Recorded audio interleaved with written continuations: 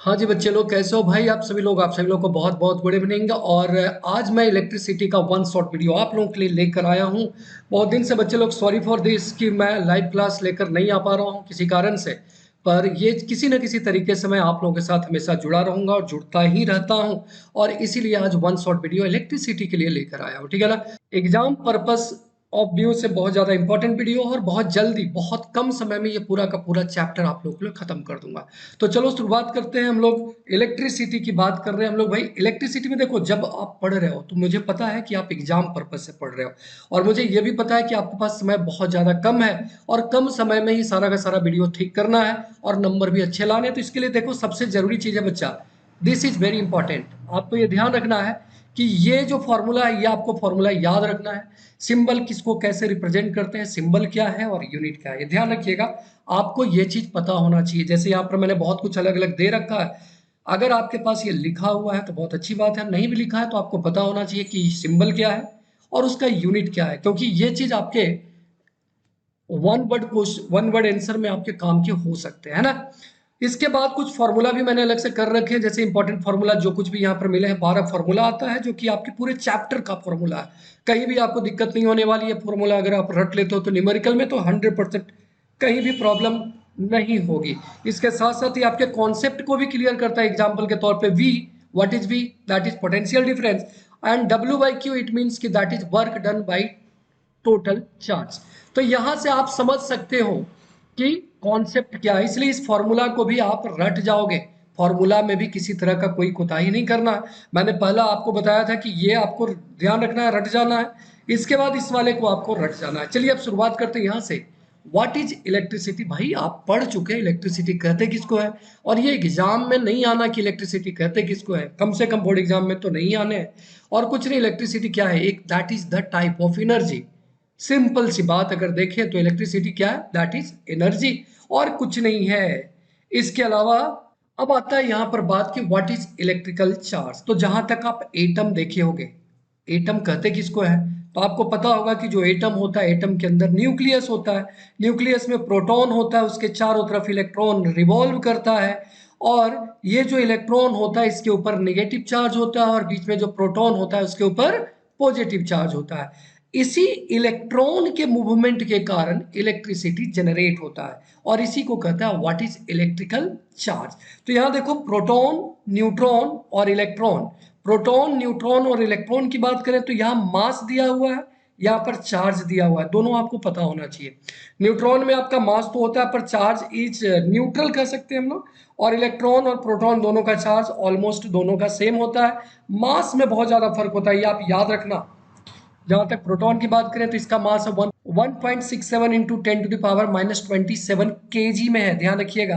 और ये आपका -31 kg में है। तो ये चीज आपको याद रखना है। इसके बाद आता है आपका कंडक्टर एंड इंसुलेटर, जो आप बचपन से पढ़ते आ रहे हो और मेरे समझ से इसमें दिक्कत तो आपको नहीं होनी चाहिए। भाई कंडक्टर जो कंडक्ट करे, इंसुलेटर जो कंडक्ट ना करे। यहाँ पे कुछ एग्जांपल्स दिए हुए हैं, जैसे कॉपर, एल्युमिनियम, स्टील, या कोई सा भी आप मेटल ले लेते हो तो कंडक्टर का काम करता है। और इंसुलेटर की बात करें तो इसमें प्लास्टिक हो गया, रबड़ हो गया, ग्लास हो गया, क्लॉथ हो गया, वुल हो गया, ये सब के सब आपका क्या होगा? इंसुलेटर का काम करता है। अब आप सोच रहे होगे सर इंसुलेटर कंडक्टर में फर्क क्या है? तो देखो, कंडक्टर जिससे करंट लग जाए, है ना, और इंसुलेटर जिसे करंट नहीं लगे। इसलिए आप देखते होगे जब भी मैकेनिक पोल के ऊपर चढ़ता है ना, तो इंसुलेटर ग्लव्स पहन कर चढ़ता है, जिससे कि वो उसको जो करंट न लगे। इसके बाद आता है भाई, electricity can classified into two types. ये भी आप बचपन से पढ़ते आ रहे हो भाई। पहला टाइप जो होता है दैट इज स्टैटिक करंट, और दूसरा होता है करंट इलेक्ट्रिसिटी, जो आपके घर में इलेक्ट्रिसिटी जनरेट होता है, जो आपके घर में इलेक्ट्रिसिटी से बल्ब जलते हैं, उसकी बात कर रहा। अब बात यहाँ पर यह आता है कि भाई ये स्टैटिक करंट क्या है। तो स्टैटिक करंट आप देखे हो ना, जब भी आप प्लास्टिक वाले चेयर के पास जब जाओगे ना, तो आपके वो क्या कहते हैं, हेयर, हेयर देखोगे ना कि थोड़ा सा उसमें फोर्स आना स्टार्ट हो जाता है, वो खड़ा होना स्टार्ट हो जाता है। इसका मतलब क्या है कि there is difference in charge, जिसके कारण अट्रैक्शन हो रहा है, और इसीलिए आपका क्या होता है, आपके बाल जो होते हैं वो इसी तरह से, जैसे यहाँ पर महतरमा दिख रही है ना मैडम, उसी तरह से बाल है जो खड़े होने स्टार्ट हो जाते हैं। तो दैट इज स्टैटिक करंट। और ध्यान रखना, इसमें करंट भी लगता है, कई बार स्पार्क भी होता है। ठंडा के दिन में आप चादर जब ओढ़ते हो ना, तो उसमें पट पट का जो आवाज आता है, दैट इज स्टैटिक करंट। और करंट इलेक्ट्रिसिटी जो ये तो आपके घर में जो आ रहा है उसी की बात करी जा रही है। इसके बाद आता है भाई potential difference. Yes, this is important. यहां से आपका इंपॉर्टेंट टर्म स्टार्ट हो चुका है जो आपके एग्जाम में आ सकता है। तो यहां से बच्चा ध्यान रखना है व्हाट इज पोटेंशियल डिफरेंस। तो नाम ही देखो पोटेंशियल और डिफरेंस, मतलब कि दो चीज के बीच में जो डिफरेंस होगा, दो चीज के, दो पॉइंट के बीच के एनर्जी में जो डिफरेंस होगा उसको पोटेंशियल डिफरेंस कहेंगे। और ये एनर्जी जितना ज्यादा होगा पोटेंशियल डिफरेंस उतना ज्यादा होगा। और अभी मैंने आपको बताया पोटेंशियल डिफरेंस को किससे रिप्रेजेंट करते हैं, बी से या फिर वोल्ट करते हैं। तो ये ध्यान रखना है आपको कि पोटेंशियल डिफरेंस है क्या, एग्जाम पर्पज से आपका इंपॉर्टेंट है, एग्जाम में आपके पूछे जा सकते हैं। Potential difference V is found to be the following formula. ये फॉर्मूला भी आपको याद रखना है जिसपे न्यूमेरिकल बनेगा, V इक्वल टू W/Q, या फिर कह सकते हो work done by quantity of charge moved, जहां पर V का मतलब पोटेंशियल डिफरेंस है, W का मतलब वर्क डन है और Q का मतलब इलेक्ट्रिक चार्ज है। और इसको वोल्ट्स के साथ हम क्या करते हैं, दिखाते हैं। तो ये पोटेंशियल डिफरेंस आप समझ गए होंगे। इसके बाद आता है वोल्ट मीटर। बच्चे लोग, जब पोटेंशियल डिफरेंस अगर आपको मेजर करना है ना, तो वोल्ट मीटर के थ्रू ही हम मेजर कर सकते हैं। और वोल्ट मीटर एग्जैक्टली इसी तरह का होता है जैसा कि आपको यहाँ पर नजर आ रहा है ना। तो वोल्ट मीटर में देखो क्या क्या इसके फीचर होते हैं। जैसे potential difference is measured by volt meter, पता ही हम लोग को। Volt meter has high resistance, this is very important. Volt meter का रेसिस्टेंस बहुत ज्यादा हाई होता है। अब आप मेरे से कहोगे सर रेसिस्टेंस क्या होता है, तो आगे मैं बताऊंगा कि रेसिस्टेंस क्या होता है। और तीसरा इंपॉर्टेंट चीज है, it is always used in parallel circuit. अब ये भी बहुत इंपॉर्टेंट क्वेश्चन आपसे बनेंगे, आगे मैं क्वेश्चन भी आपसे पूछूंगा।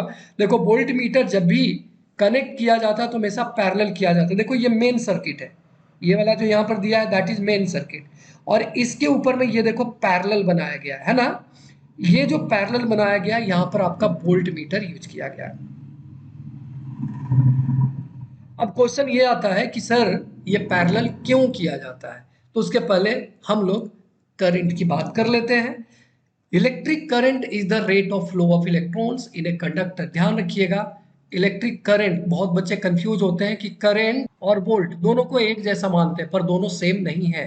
करंट अलग है, वोल्ट अलग है। वोल्ट मतलब पोटेंशियल डिफरेंस हुआ, और करंट का मतलब होता है चार्ज जो मूव करता है उसको करंट कहते हैं। क्लियरली लिखा है ना, electric current is the rate of flow of electrons in a conductor. ध्यान रखिएगा, किसी वायर में, किसी वायर के अंदर कितना ज्यादा इलेक्ट्रॉन मूव करता है दैट इज करंट। इसका ऐसा यूनिट एम्पियर होता है। करंट को आई से रिप्रेजेंट करते हैं, फॉर्मूला है चार्ज बाई टाइम, जिसको आप कह सकते हैं कूलम्ब पर सेकेंड। क्या कह सकते हो, कूलम्ब पर सेकेंड। इसी फॉर्मूला से ये आपका बन गया है। हाँ, अब यहाँ पर इंपॉर्टेंट एक और टर्म आता है। क्वेश्चन पूछेगा व्हाट इज 1 एम्पियर, आपसे पूछ देगा व्हाट इज 1 एम्पियर, या फिर आपसे पूछा जा सकता है व्हाट इज 1 वोल्ट। बच्चे लोग ये ध्यान रखना है कि 1 एम्पियर कहते किसको है, जब 1 सेकंड में 1 कूलम चार्ज जब किसी वायर से पास करता है तो उसको हम लोग क्या कहते हैं, 1 एम्पियर कहते हैं। और जब किसी वायर से 1 जूल एनर्जी पर सेकंड जब यूज होता है तो उसको हम लोग 1 वोल्ट कहते हैं। ये दोनों टर्म आपको पता होना चाहिए, एग्जाम में पूछा जाएगा। और करंट को मेजर करने वाला जो डिवाइस होता है उसका नाम आमीटर है। अब यहाँ के बाद अब क्वेश्चन रेज होता है। अब मैं आपसे क्वेश्चन यहाँ पर पूछने वाला हूँ। क्वेश्चन आता है why ammeter is used in series, और दूसरा है कि volt meter, volt meter used in parallel. Question यहां से बनने स्टार्ट हो जाते हैं, है ना। अब क्वेश्चन आपसे क्या कहेगा कि हम लोग अमीटर को सीरीज में क्यों यूज करते हैं और वोल्ट मीटर को पैरेलल क्यों यूज करते हैं। ये तो वेरी इंपॉर्टेंट क्वेश्चन है, वोल्ट मीटर को पैरेलल क्यों यूज करते हैं। तो ध्यान रखिएगा, अमीटर को इसलिए सीरीज में यूज करते हैं क्योंकि इसका रेसिस्टेंस लो होता है। This is low resistance device, मतलब इसमें रेसिस्टेंस ही नहीं होता है तो सीरीज में यूज करेंगे, पैरेलल क्यों यूज करेंगे। मतलब ये किसी तरह से कोई इफेक्ट नहीं करता है कंडक्टर में। पर जब हम वोल्ट मीटर की बात करते हैं तो वोल्ट मीटर क्या होता है, हाई रेसिस्टेंस होता है। देखो यहाँ पे लिखा है कि नहीं लिखा है, ये देखो हाई रेसिस्टेंस।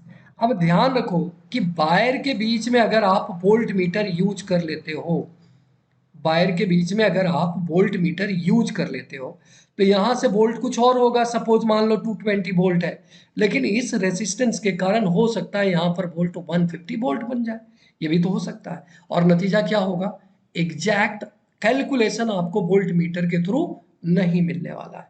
दूसरा चीज क्या दिक्कत होगी कि आपके घर के अंदर जो वोल्टेज होगा वो क्या हो जाएगा, ऑटोमेटिकली कम हो जाएगा।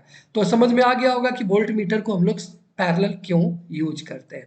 चलिए आगे चलते हैं कि how to get a continuous flow of electric current. भाई बच्चा वाला सवाल है, तो ये तो आप बचपन से पढ़ते आ रहे हो कि इलेक्ट्रिक करंट कैसे फ्लो करता है। तो ये रहा आपका सेल, है ना, और ये रहा कंडक्टर, बीच में लगा दिया बल्ब। ये देखो बल्ब में एक तरफ प्लस वाला चार्ज होता है, एक तरफ माइनस वाला होता है, और इस तरह से आपका क्या होता है, यहां से करंट जो है यहां आपका पास करता है। ध्यान रखना, जो इलेक्ट्रॉन का फ्लो होता है, किसका फ्लो, इलेक्ट्रॉन का फ्लो हमेशा अपोजिट होता है। करंट के डायरेक्शन की क्या होता है, अपोजिट होता है। मतलब अगर इधर से पास हो रहा है इलेक्ट्रिक करंट, तो इलेक्ट्रॉन का डायरेक्शन क्या होगा, अपोजिट होगा। ये भी आपके एग्जाम में पूछे जाते हैं। ये ध्यान रखना है कि करंट का जो डायरेक्शन होता है उसके अपोजिट में इलेक्ट्रॉन का डायरेक्शन होता है ना। जब आपका वायर कंटिन्यूअसली जुड़ा हुआ है तो उसको कहते हैं क्लोज्ड सर्किट। ये भी आपको पता होना चाहिए, कैसा सर्किट भाई, क्लोज्ड सर्किट। और जब बीच में आप स्विच ऑफ कर देते हो तो दैट इज ओपन सर्किट। ये आपको पता होना चाहिए। कई बार आपसे एग्जाम में बोल दिया जाता है कि क्लोज सर्किट डायग्राम बनाइए, कई बार बोल देता है ओपन सर्किट डायग्राम बनाइए, तो आपको परेशान नहीं होना है। अब यहाँ से मैंने अभी जिसकी बात करी तो वो आ ही गया है कि direction of electric current. Electric current का डायरेक्शन किधर को होता है, तो देखो नॉर्मल जो मेटल है, ये नॉर्मल मेटल है। नॉर्मल मेटल में इलेक्ट्रॉन का डायरेक्शन यूनि डायरेक्शनल नहीं होता है, किसी भी डायरेक्शन में वो फ्लो कर सकता है। देखो अलग अलग डायरेक्शन में एक दूसरे को काउंटर कर रहा है, कोई इधर है तो दूसरा इधर है। लेकिन जैसे ही इलेक्ट्रिसिटी इससे पास होना शुरू होता है, जैसे ही आप इसको सेल से जोड़ देते हो, तो दैट बिकम यूनि डायरेक्शनल, है ना। कैसा भाई, यूनि डायरेक्शनल। देखो यहाँ पर ये जो बड़ा वाला लाइन है दैट इज प्लस, और ये रहा आपका माइनस। अब यहां से इलेक्ट्रॉन मूव करना स्टार्ट हुआ, देखो इलेक्ट्रॉन का डायरेक्शन दिखा रहा है ना, राइट टू लेफ्ट इलेक्ट्रॉन का डायरेक्शन होना स्टार्ट हो गया। तो हमेशा ध्यान रखिएगा कि जो करंट फ्लो करेगा अगर इधर, तो इलेक्ट्रॉन का फ्लो किधर होगा, अपोजिट डायरेक्शन में। ये कंफर्म ध्यान रखना आपको, इसके बेस पर क्वेश्चन भी पूछे जाते हैं। अब हम लोग इलेक्ट्रिक सर्किट की बात करते हैं, तो ये रहा आपका सर्किट जिसमें बहुत कुछ, देखो स्विच क्लोज्ड किया हुआ है यहाँ पर, है ना, यहाँ पर स्विच ओपन है। जब आप क्लोज करते हो तो बल्ब लाइट करता है, जब आप ओपन करते हो तो बल्ब स्विच ऑफ हो जाता है। ये आपका क्लोज सर्किट हो गया एक, जहां पर बल्ब ग्लो कर रहा है दैट इज क्लोज सर्किट, और ये आपका ओपन सर्किट, है ना। अब यहां पर भी कुछ टर्म दिए हुए हैं जो आपको पता होना चाहिए, जैसे ये रहा सेल का सिंबल, ये बैटरी का सिंबल, कनेक्टिंग वायर का। ये आप पता रखना बच्चा, अगर आपके बुक में या आपके पास नहीं बना हुआ है तो आपको ये ध्यान रखना है। वो कई बार आपसे पूछ देता है कि वायर ज्वाइंट करेंगे तो किस तरह से दिखाना, या फिर पूछ देगा कि एक ऐसा सर्किट बनाओ जिसमें अमीटर हो, वोल्ट मीटर हो, कैल्वेनोमीटर भी हो, और एक ऐसा वायर जो हो जिसमें ज्वाइंट भी हो। तो आपको इसी के थ्रू रिप्रेजेंट करना होगा। अगर आप गलत तरीके से दिखा दोगे तो उस केस में आपके नंबर कट जाएंगे। सेल हमेशा ऐसे ही दिखाओगे और बैटरी हमेशा इस तरह से दिखाओगे, है ना। एक नया टर्म आया गैल्वेनोमीटर। गैल्वेनोमीटर बच्चा वो डिवाइस होता है जो माइनर से माइनर चार्ज मूवमेंट को भी शो कर देता है। ध्यान रखना, आमीटर जो है करंट को दिखाता है ना। वोल्ट मीटर जो है वो आपका पोटेंशियल डिफरेंस को दिखाता है, और गैल्वेनोमीटर जो होता है वो चार्ज को दिखाता है, माइनर से माइनर चार्ज, वो निगेटिव हो या फिर पॉजिटिव हो, उससे कोई फर्क नहीं पड़ता है ना। अब हम सर्किट डायग्राम की बात करते हैं। देखो इस नॉर्मल सर्किट डायग्राम है जो आपके बुक में भी दिया होगा और आपको पता भी होना चाहिए। सर्किट डायग्राम में देखो अमीटर देता क्या है ना, कह देगा आपसे कि एक ऐसा सर्किट डायग्राम बनाओ जिसमें अमीटर हो, जिसमें वोल्ट मीटर भी लगा हुआ हो, जिसमें बैटरी भी लगी लगी हुई हो, और स्विच हो। जब इस तरह से आपको दे देगा तो इस केस में आपको इसी तरह के डायग्राम बनाने होंगे, जैसे इसमें स्विच लगा हुआ है, सेल लगा हुआ है, कनेक्टिंग वायर है, अमीटर है, वोल्ट मीटर और एक रेसिस्टर भी दिया हुआ है। अब हम बात कर रहे हैं मोस्ट इंपॉर्टेंट टॉपिक।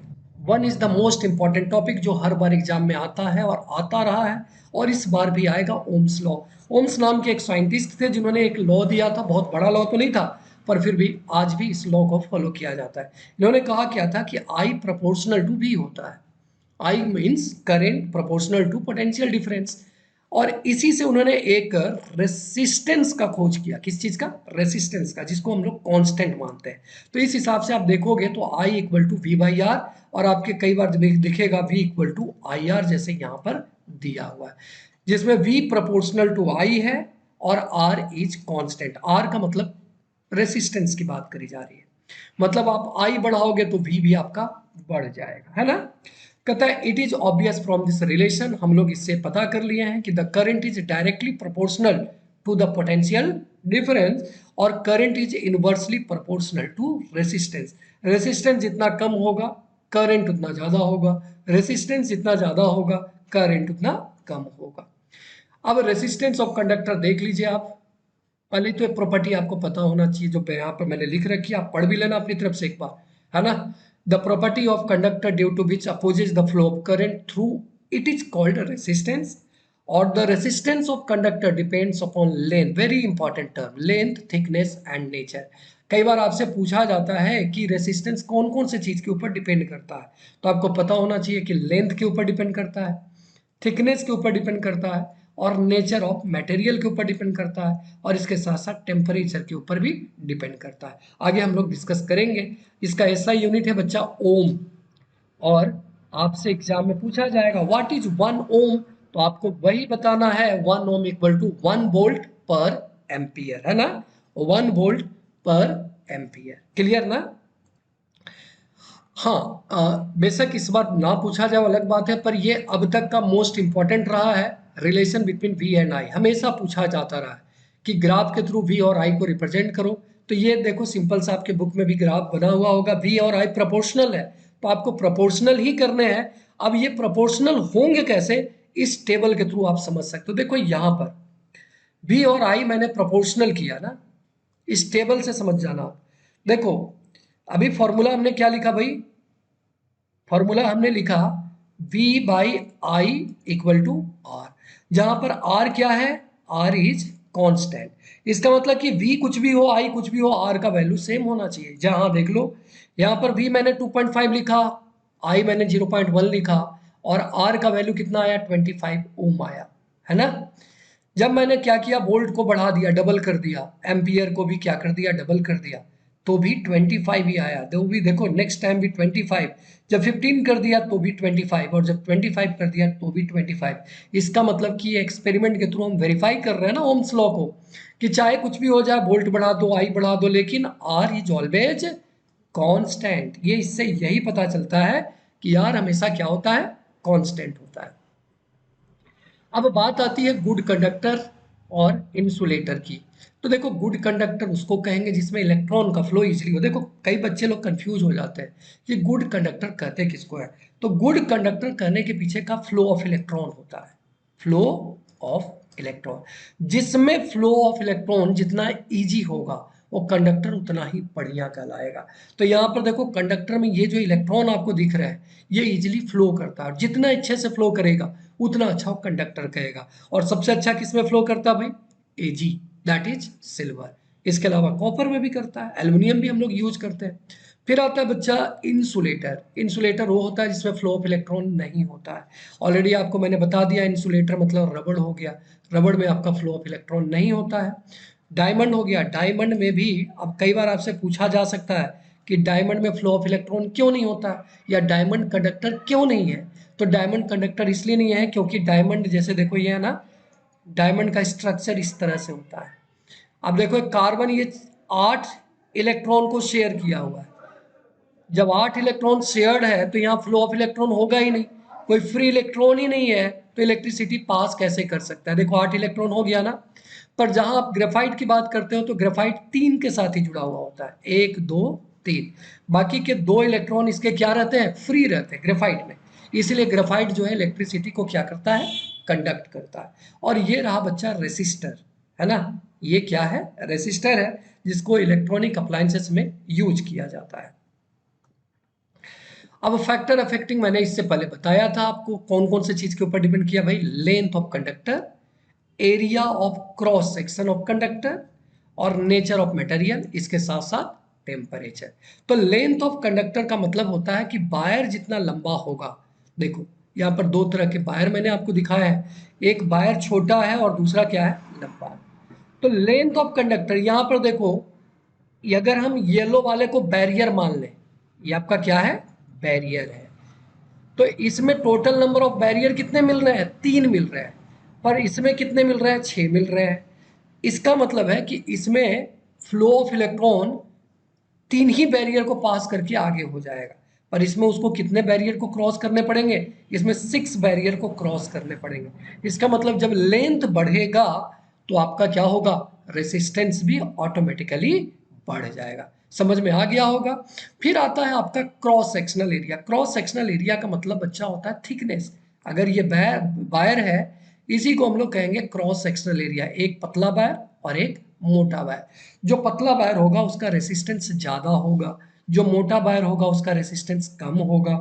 एग्जाम्पल के थ्रू आप समझ लो कि इसमें इलेक्ट्रॉन को मूव, ये आपका इलेक्ट्रॉन है, इसके मूवमेंट के लिए पैसेज कितना कम मिल रहा है ना, देखो पैसेज कितना कम मिल रहा है, यहाँ भी देखो पैसेज कितना कम मिल रहा है।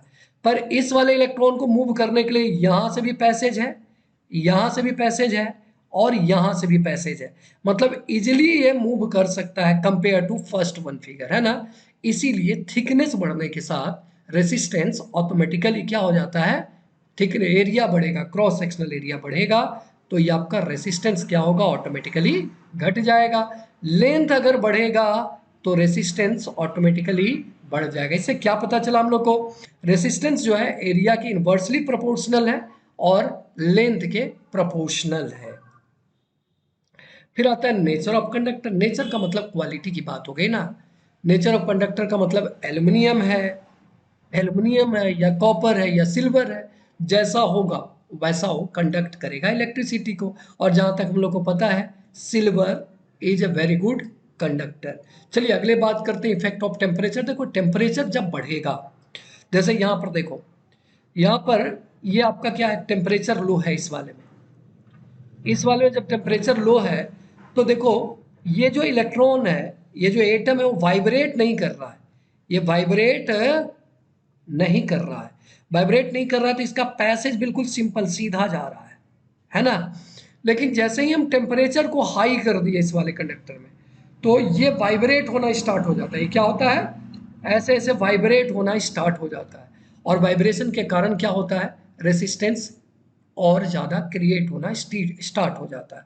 तो इसीलिए जब टेम्परेचर हाई होता है तो रेसिस्टेंस भी ऑटोमेटिकली क्या हो जाता है, बढ़ जाता है। अब रेसिस्टिविटी की बात कर लेते हैं बच्चा। देखो रेसिस्टिविटी बहुत से बच्चों को दिक्कत होती है। रेसिस्टिविटी कुछ नहीं है भाई, resistivity is the inherited properties of a conductor. जैसे कॉपर है तो कॉपर का अपना कुछ रेसिस्टिविटी है, आप उसको चेंज नहीं कर सकते हो। सिल्वर है, सिल्वर का अपना रेसिस्टिविटी, आप इसको चेंज नहीं कर सकते हो। उसका इंटरनल कैरेक्टर है जिसको बदला नहीं जा सकता। जैसे एक आदमी होता है, हर आदमी का एक अपना कैरेक्टर होता है ना, आप उसको कुछ भी कर दो, नेचर और सिग्नेचर नहीं बदला जा सकता। उसी तरह से एक कैरेक्टर को बदला नहीं जा सकता है। तो ये कॉपर हो, सिल्वर हो या कोई सा भी मटेरियल, उसका अपना कैरेक्टर होता है जो कि बदला नहीं जा सकता है। और अभी हमने क्या पढ़ा भाई, R proportional to L, R is inversely proportional to A, और आर और एल इन दोनों को जब हम मिक्स कर दिए तो बना क्या हमारा, R proportional to L by A. Formula से मैंने अभी बना लिया। अब यहां पर क्या करेंगे हम, आर इक्वल टू लिखेंगे रो एल बाई ए। यही रो जो है दैट इज रेसिस्टिविटी, और ये भी क्या होता है भाई, कांस्टेंट होता है। आपके बुक में दिया होगा अलग अलग मटेरियल का अलग अलग रेसिस्टिविटी, जिसको आप बदल नहीं सकते हो। इसका यूनिट होता है ओम मीटर। आप याद रखना, कंफ्यूज मत करना। इसका यूनिट क्या होता है, ओम मीटर होता है। रेसिस्टेंस का यूनिट होता है ओम। ये फर्क है दोनों में, इसको किसी चीज से कोई मतलब नहीं है। इसके बाद देखो यहाँ पर मैंने जब बात करी थी, कुछ मटेरियल हैं जिनके अलग अलग आपका रेसिस्टिविटी है। न्यूमेरिकल सोल्व करने में आपका ये काम का होगा। जब आप न्यूमेरिकल सोल्व करोगे ना, तो उस केस में आपको ये रो का वैल्यू है जो लेना पड़ेगा। अभी जो फॉर्मूला हमने यहाँ पर लिखा था R equal to rho L by A, इसी फॉर्मूले में रो का वैल्यू आपको यहाँ से फाइंड करना पड़ेगा। चलिए कॉम्बिनेशन ऑफ रेसिस्टेंस की बात करते हैं। देखो कॉम्बिनेशन का मतलब होता है किस तरह से अरेंज किया जाता है। तो देखो 3 तरह से अरेंज किया जा सकता है, आपके बुक में हो सकता है 2 तरह का दिया हो। एक होता है सीरीज कॉम्बिनेशन, जो यहाँ पर आपको मिल रहा है, एक के बाद दूसरे के बाद तीसरा। दूसरा होता है पैरेलल कॉम्बिनेशन। देखो तीनों जो है एक दूसरे के पैरेलल है। और एक होता है दोनों आपका मिक्स्ड होता है, सीरीज भी और पैरेलल भी। जैसे ये तीनों सीरीज हो गया और ये सब आपका क्या हो गया, पैरेलल हो गया। चाहे ये दोनों आपका क्या हो गया, पैरेलल हो गया। तो ये अलग अलग कॉम्बिनेशन होते हैं और हर कॉम्बिनेशन का कुछ ना कुछ मतलब होता है। इसका मतलब ये नहीं कि कहीं भी आप कुछ भी कर सकते हो। अगर आप सीरीज कॉम्बिनेशन करते हो, है ना, सीरीज कॉम्बिनेशन करते हो, तो सीरीज में ध्यान रखना, अगर मैंने सीरीज कर दिया और मान लो यहाँ पर 2 ओम रेसिस्टेंस है और यहाँ पर 3 ओम रेसिस्टेंस है, तो टोटल रेसिस्टेंस जो होगा बच्चा, दैट इज 2 + 3 मतलब 5 ओम हो जाएगा। मतलब हम रेसिस्टेंस को जब बढ़ाना चाहेंगे तो उस केस में हम सीरीज का यूज करेंगे। जब भी हम रेसिस्टेंस को बढ़ाना चाहेंगे तो क्या करेंगे, सीरीज का हम लोग यूज करेंगे। और ध्यान रखना यहाँ पर दिया हुआ भी है R1 + R2 + R3 + R4 = R, क्योंकि ये सारे के सारे आपके क्या है, सीरीज में यूज किए गए हैं।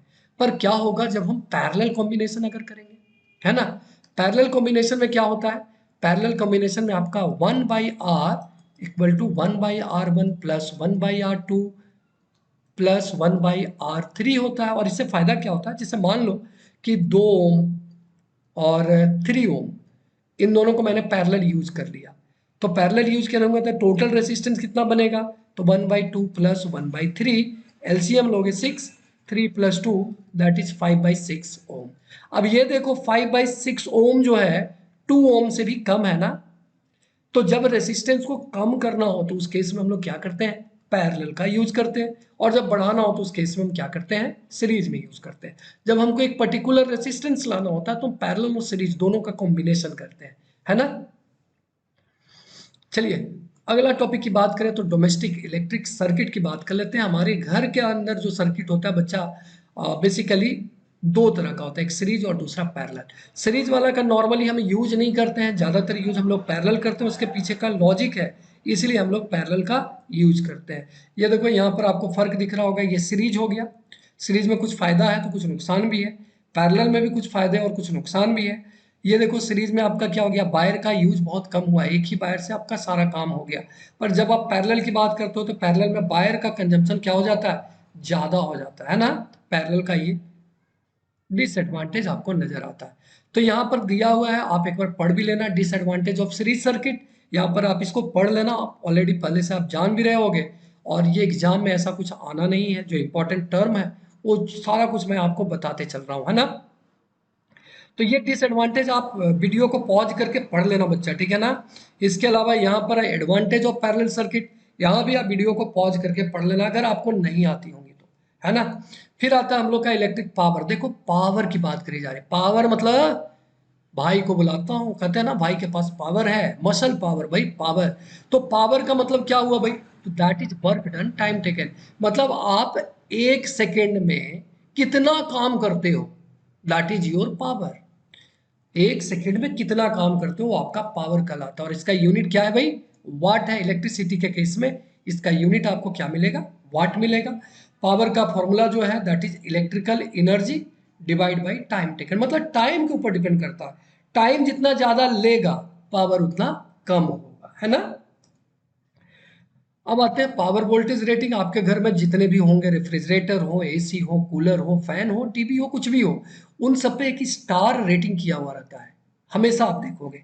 तो ये ध्यान रखना कि अगर वो 5 स्टार है, अगर वो 5 स्टार है तो एनर्जी कंजम्पशन बहुत कम होगा कंपेयर टू 1 स्टार।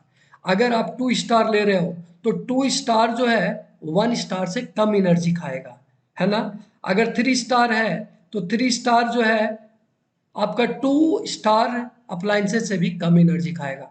तो मैक्सिमम जो एनर्जी सेविंग अप्लायंसेस है दैट इज 5 स्टार रेटिंग। इसमें 5 स्टार रेटिंग आपको मिलता है, बहुत ज़्यादा फर्क तो नहीं होता है। नॉर्मली 3 स्टार से आपका चलना स्टार्ट हो जाता है। ये 2 स्टार आप अप्लायंसेस नहीं परचेज करना, क्योंकि ये बहुत ज़्यादा बिजली खा सकता है। और ये ध्यान रखना, जितना ज़्यादा आप स्टार ऊपर लेकर जाओगे प्राइस भी उतना ही आगे बढ़ता भी जाएगा, है ना। अब आता है commercial unit of electrical energy. Commercial हमारे घर में जितने भी अप्लायंसेस लगे होते हैं, जैसे बल्ब हो गया, टीवी हो गया, आयरन हो गया, हीटर हो गया या फिर वॉशिंग मशीन हो गया, सबका अलग अलग कंजम्पशन होता है ना। जैसे कि बल्ब 100 वाट, 15 वाट, 40 वाट कुछ भी हो सकता है, टीवी 120 वाट, 750 वाट, एक हीटर 2000 वाट, एक आपका वॉशिंग मशीन 3000 वाट तक, या फिर एसी आपका 3000 वाट तक हो सकता है। तो इसको हम लोग कैसे मेजर करते हैं, ये इंपॉर्टेंट टर्म है। तो देखो, जब भी आप मेजर करो तो हमेशा ये ध्यान रखना, 1000 वाट, 1000 वाट अगर 1 आवर तक यूज किया जा रहा है, ध्यान रखना, 1000 वाट अगर 1 आवर तक यूज किया जा रहा है तो उसको 1 यूनिट कहते हैं। और आपके मीटर में जो उठता है ना, वो आपका यूनिट में ही उठता है। जो भी आपके मीटर रीडिंग होते हैं वो यूनिट में होता है। मतलब अगर आप 2000 वाट का अप्लायंसेस लो और इसको आप 1 आवर ही यूज करोगे तो भी ये 1 यूनिट ना होकर क्या हो जाएगा, 2 यूनिट हो जाएगा। अगर 3000 वाट का अप्लायंसेस अगर आप 2 आवर यूज करते हो तो ये टोटल आपका कितना हो जाएगा, 3 to the 6000 वाट, इसका मतलब 6 यूनिट बन जाएगा। क्लियर हुआ क्या? तो ये ध्यान रखें, अगर आप 50-50 वाट का यूज कर रहे हो कोई चीज, 50-50 वाट का यूज करो, और इस तरह से मान लो आप 20 यूज कर रहे हो, कितना, 20, तो टोटल कितने हो गए भाई, 1000 हो गया, 1000 वाट। इसको भी अगर आप 1 आवर तक यूज करोगे तो आपका क्या बनेगा, 1 यूनिट ही बनेगा। ये वाला टर्म थोड़ा सा एक बार पढ़ लेना। 1 किलोवाट आवर इक्वल टू होता है 1 kilowatt for 1 hour. 1 kilowatt hour मतलब या फिर होता है 1000 वाट फॉर 1 आवर। और 1 किलोवाट आवर का मतलब होता है टोटल 36 लाख जूल्स। ये याद रखना, एग्जाम में आ जाएगा, फिर आप कंफ्यूज हो जाओगे। 1 नंबर में भी आ सकता है, this is important. 1 kilowatt hour equal to 36 lakh joules. Clear? फिर आता है हीटिंग इफेक्ट ऑफ करंट। देखो, जितना ज़्यादा आप एनर्जी दोगे उतना ज़्यादा आपका क्या होगा, हीट होगा। और लाइट जो होता है basically heating effect of current ही होता है। यहाँ पर आप समझ लेना, heating effect of current, heat कौन कौन से चीज़ के ऊपर डिपेंड करता है। तो देखो, यहाँ पर मैंने लिखा है कि heat heat directly proportional to I square, एक चीज। फिर कहता है रेसिस्टेंस ऑफ वायर, है ना। फिर कहता है टाइम, इसका मतलब कि H इक्वल टू क्या हो जाएगा, ये फॉर्मूला बनेगा आई स्क्वायर आर टी। मतलब अगर आपको हीट ज़्यादा चाहिए तो आपको करंट को बढ़ाना पड़ेगा, या फिर रेसिस्टेंस को बढ़ाना पड़ेगा, और टाइम को बढ़ाना पड़ेगा। इसलिए आप देखते होंगे कि जो हीटर होता है, हीटर में आप देखोगे जो वायर यूज किया जाता है वो नाइक्रोम होता है या टंगस्टन होता है ना, क्योंकि ये सबके सब हाई रेसिस्टेंस वायर होते हैं, जिसके कारण हीट ज़्यादा जनरेट होता है। तो बच्चे लोग, ये पूरा का पूरा चैप्टर इस टर्म में जो भी आने वाले हैं वो मैंने पूरा खत्म कर दिया।